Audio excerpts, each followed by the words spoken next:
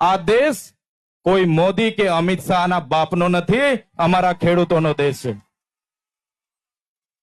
જ્યારે આ જગતનો તાત પોતાના પરિવાર સાથે આખું વર્ષ ખેતીમાં કાઢી મહેનત કરે છે, એ ચાહે વરસાદનો દુકાળ હોય, અતિવૃષ્ટિ હોય, અનાવૃષ્ટિ હોય, સૂકો દુકાળ હોય, લીલો દુકાળ હોય, માવઠાનો માર હોય, કમોસમી વરસાદ હોય, ઝેરી સાપ હોય, વન્ય પ્રાણી હોય, એની ચિંતા કર્યા વગર મહેનત કરે છે. મોગા મોગા બિયારણો, મોગા મોગા દવાઓ, મોગી મોગી ખાતરો લાવીને નાખે છે.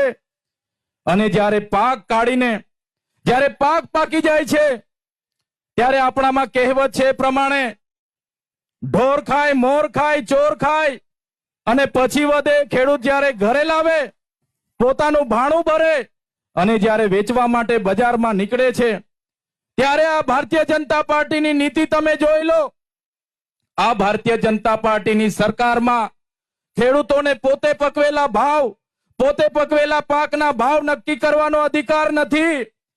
ત્યારે આ ઉદ્યોગપતિની સરકારોને આ મંચ પરથી હું કહેવા માંગુ છું, આવનારા દિવસોમાં જગતના તાત આ અમારા ખેડૂતો તમને 2027માં ગુજરાતમાંથી ઉખેડીને ફેંકી દેવાના છે.